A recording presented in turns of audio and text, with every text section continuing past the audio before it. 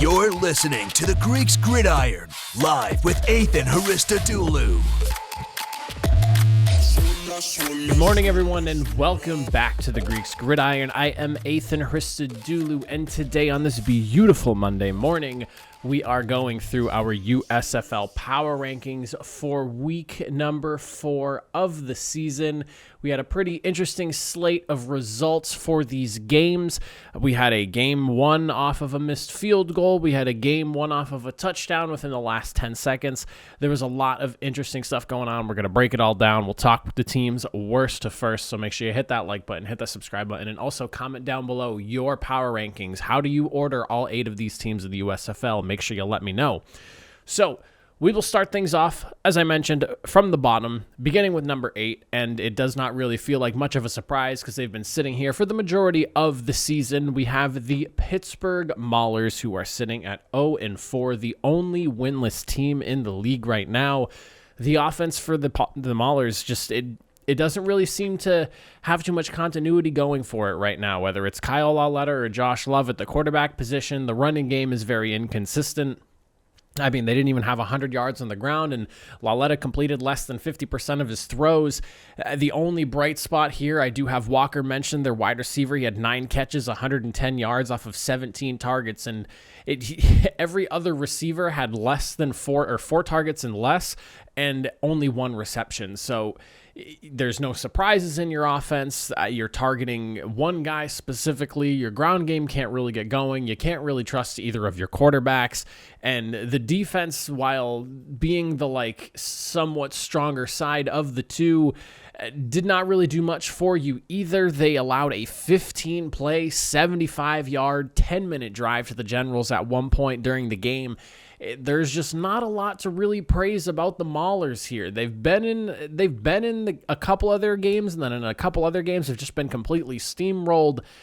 Not much to really like about the Maulers here. They own the number 8 spot, and I don't really think I'd have too many arguments from anyone there. Coming in at the number 7 spot, we have the Michigan Panthers, and I almost wanted to slip them up a spot because of how close they came to potentially winning, but when you really look at the details here, first off, I've got to mention Jeff Fisher, man.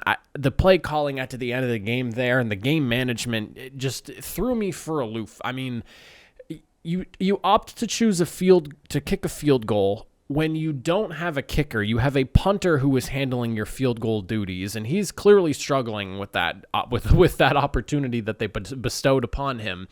You have 2 timeouts, 30 seconds, it's first down from the 3-yard line, and you just opt to kick a field goal. You don't even try a couple more times to just punch it into the end zone. You just try to play it safe and end the game.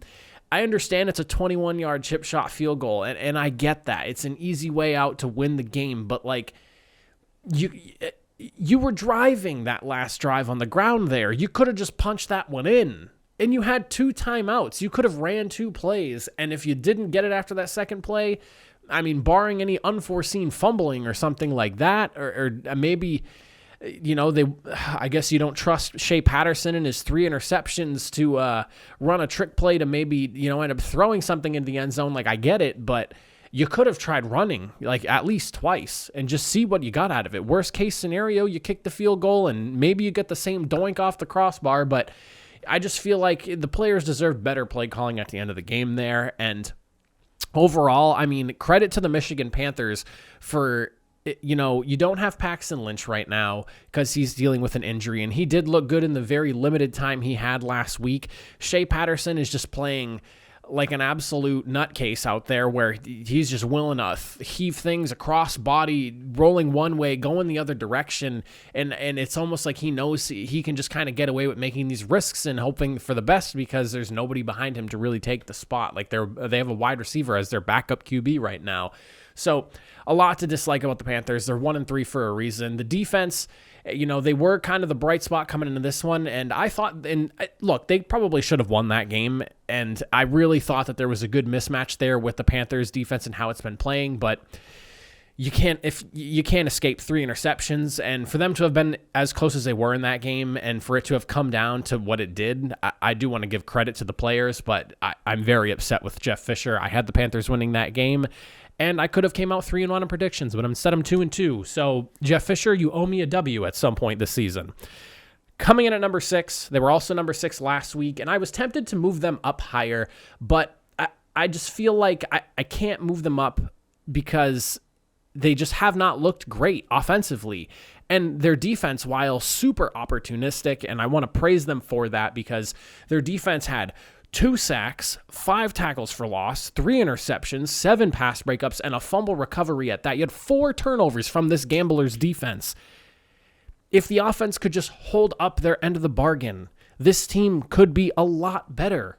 And it's so frustrating. Clayton Thorson was 14 of 26. He had 127 yards and a touchdown.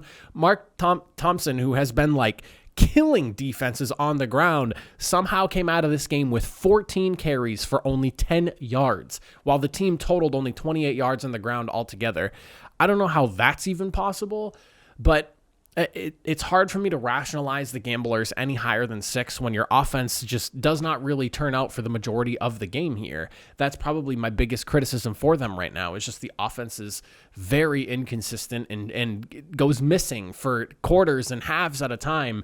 This game being another example of it. I love their defense and how opportunistic they are. Statistically, they're not the best, but they force a ton of turnovers. If the offense could just do something with those turnovers, this team has a strong argument for being higher than number 6, but I just can't put them any higher right now, even though I sat here for quite some time before recording this and almost put them at the number 5 spot. However, coming in at number 5, the Tampa Bay Bandits, who are now sitting at at 2-2. They were number 4 last week. They drop a spot after their loss this week. Talk about a team that at halftime, the offense just appeared to kind of take the bus home and didn't show up for the second half, is what it felt like. When you look at their the play-by-play and you look at the stat sheet, here is how their final 6 drives turned out. In the third quarter, punt. In the fourth quarter, missed field goal, punt, and then turnover on downs to wrap up the game. The punt, and downs, grand total, 3, 6, 9, 12, plus 4, 16 plays run by this Bandits team.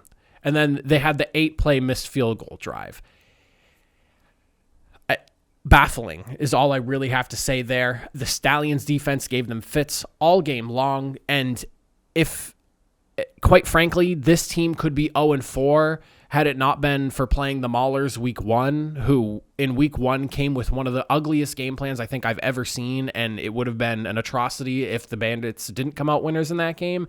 And also the Gamblers, who another team that kind of struggles offensively at times and disappears during quarters and halves, didn't blow their game against them last week. The Bandits have a strong case for being one of the bottom teams in this league, despite having Jordan Te'amu and a bunch of big-name guys from big-name schools and players who have experience in the NFL. There is a lot of issues going on with this team offensively, and it should be a lot better than it is. The defense finally managed to get some sacks this week. They racked up 4, which was higher than their entire season total up to that point. So good on them for that. But overall, for a team that was built around experience, and like I was saying, what I just said about everything, experience in big schools and yada, yada, yada, and all that stuff, they just have a very hard time on offense and even on defense as well, putting everything together. And I don't know if that's coaching or if it's just like a lack of chemistry within the team. I don't know. But to have gone 6 drives in the second half of the game and amount to 4 punts, a turnover on downs, and a missed field goal, which even the missed field goal would not have changed anything because they would have just lost 16-13. They've got a lot of soul searching to do.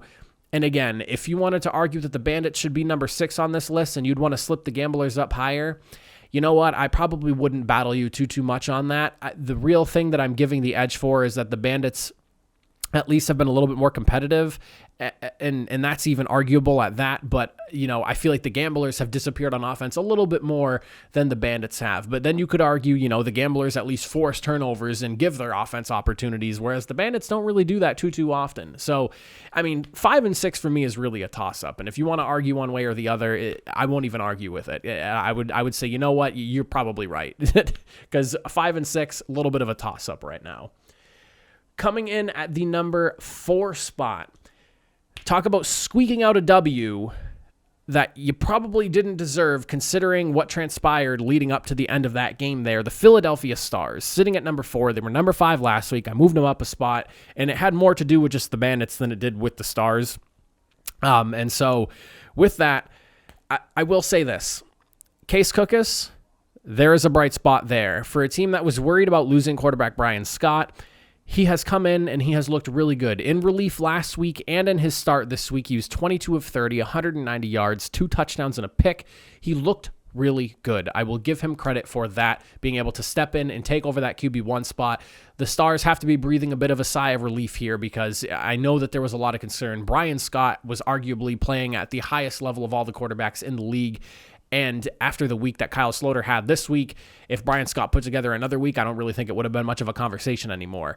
But overall, the Stars offensively did solid. The defense, though, this is where they were really shining. And for how many turnovers this team had, I'm surprised that the game was as close as it was. But 2 sacks, 6 tackles for loss. They had 3 interceptions, 8 pass breakups, and a fumble recovery. Defense looked good, opportunistic. I know Shea Patterson was kind of giving them some, but they took advantage of what Shea Patterson was giving them. So, take advantage of what is given to you is how you'd probably want to word that. But the Stars, they're a little bit of a toss-up to me. I feel like teams 4 to 6 is an interesting group because you could argue in any shape or form the order of these teams. I would say that the Stars, though, probably belong at number 4, whereas like the Bandits and Gamblers right now are kind of a toss-up of the two. But even if you wanted to say maybe the Stars should be 5 and the Gamblers should be, 4 and the Bandits belong at 6, hey, you have a pretty strong case. I do like the Stars, though, at 2-2, just because dealing with adversity, losing your QB1 and still coming out and squeaking out a victory, regardless of how the ending went and how you probably should have lost the game, they still got the W at the end of the day, and they're still 2-2. And they've also put together some pretty impressive other games as well. Like they took the Breakers to the limit earlier on in the season. So I do like the Philadelphia Stars at number 4. I think they've shown a little bit more competence than the teams behind them. Now coming in at number 3, I don't like what they're doing with their quarterbacks, but it's working. The New Jersey Generals, they're sitting at 3-1. And if they were not playing the Maulers this week, I'm very curious to see if this success would continue the way it is. I don't like that they're running this QB system where there's one guy in, one guy out, one guy in, one guy out. But again, I'll give credit where it's due. They're making it work. They're making it happen. When you look at the numbers, DeAndre Johnson and Luis Perez combined for 20 of 24 completions. They had 200 yards and a touchdown coming from DeAndre Johnson, who hit a 62-yard pass to Alonzo Moore for a touchdown. He had 3 catches on the day for 104 yards total. I will say, I do think DeAndre Johnson does deserve the QB1 spot. I think he brings a little bit more to the table just in terms of what he can do with his legs. And while Luis Perez has been solid, he also has had some ugly showings here and there where DeAndre Johnson's been fairly consistent. And he put together the touchdown drive. He was 9 for 10, so he completed 90% of his passes in the limited throws he was able to have this game. I really like what Johnson brings to the table, and I wish that the Generals would just stick with him. But as long as they keep winning, which they're on a 3-game winning streak right now, it's hard to argue. The results are there. They're getting wins. And then you couple that with, statistically, your skill positions are all playing really, really well. Like I said, Alonzo Moore did well. Darius Victor, their running back, and even wide receiver Kavontae Turpin, they combined for 14 carries, 94 yards, and a couple of touchdowns. That end-around touchdown to Turpin was pretty impressive there. And while the defense isn't really lighting up stat sheets, they held Pittsburgh to only 3 in the second half, and they're just playing solid defense. They're not forcing all these turnovers or anything like that, like some other teams are, but they're playing solid defense, and they're getting stops when they need to, and they're holding teams to low pointage. So Generals looking really good. I would say number 3 team in the league suits them very well. Coming in at the number 2 spot, and listen, I'm a Breakers fan, but I'm willing to admit that this was an ugly, ugly game for Sloter. And not even all his fault, but some throws he made, and it felt like whether it was the Cannella slip and fall for the interception, or just like poor decision making where he was throwing into like 2 linebackers and one of them picked them off. There's a lot to unpack with this team, but I will say it was a roller coaster of a night for the Breakers. Sloter was 26 of 42, highest yardage total by a quarterback so far this season with 397 yards. He had a touchdown, but he had 4 turnovers. He had a fumble and 3 picks. That's gotta stop. Kyle Sloter is better than that. He's put together some really strong games, but he's also put together some games where he is just a turnover monster, and it's terrible to watch. If it wasn't for the skill players who... Running back Jordan Ellis, he had 19 carries, 104 yards, and a touchdown. Jonathan Adams, the wide receiver, with the game-sealing touchdown himself, he had 6 catches, 101 yards, and a touchdown. Then you look at wide receiver Taywan Taylor, 4 catches, 112 yards. Tight end Sal Cannella with 5 catches, 82 yards, and had he not slipped, potentially another touchdown catch there as well. I mean, the skill players have been showing up for this team, and they have some really good guys on the offensive side of the ball. And while the defense has kind of come back down to earth a little bit, they had no sacks this week and only 1 sack last week, no turnovers forced or anything like that. Just a solid game overall, but not quite as dominant as they were the first couple of weeks. It seems like best defense in the league might be a little bit up for grabs at this point now. But overall, I mean, offensively, not the game you really want to see from the Breakers, but defensively, a solid enough outing to get a W. And, they scored the touchdown when it mattered most with like 10 seconds left in the game. So I will credit the Breakers with that. I leave them at number 2 for now at 3-1, which ultimately leads me to the number 1 team in the Birmingham Stallions, who are the only undefeated team remaining in the league at 4-0. And talk about stepping up to adversity and getting the job done when it needs to be. They were dealing with an illness that kind of ran through the entire team. They had a handful of players that were sick. Jamar Smith was there, but he was essentially out for the game. Like, he was there in case he needed to be. Lorenzo Burns was missing the game. DeMarcus Gates was missing the game. Chauncey Haney was missing the game. Scooby Wright played, but he was also sick all week as well. Whatever the sickness was, it ran through the whole entire team. And I don't think it was COVID, because I'm pretty sure they would have had to have missed games if that was the case. Or at least this week, because of like this way CDC recommends like 5 days from symptoms and whatnot. And you have to have a negative test and all that and yada, yada, yada. So, despite all those players missing, the defense still looked really strong. 3 sacks, 6 tackles for loss. I really do want to give credit to this team for being able to come out the victors, because going into this game, I had them picked as winners. I really did. And then the illness thing came out with like their status report the day before the game, and then they showed the inactives the day of the game. And I was just really concerned with the amount of players that they were going to be missing. And I thought, all right, well, this is probably going to hurt the team. And it's not that I just doubted them. It was just, you're missing a lot of players. And that really hurts, especially in a league where you only have 38 players on the active roster going into a game. It's not like the NFL where you're coming in with 49. So, depth is a concern, things like that. But to step up, Magoo did just enough for the team to win, and the Stallions defense kind of did the carrying here. I have to give credit where it's due. The Stallions are built to win. They are an excellent unit. They get the job done even when odds are bet against them.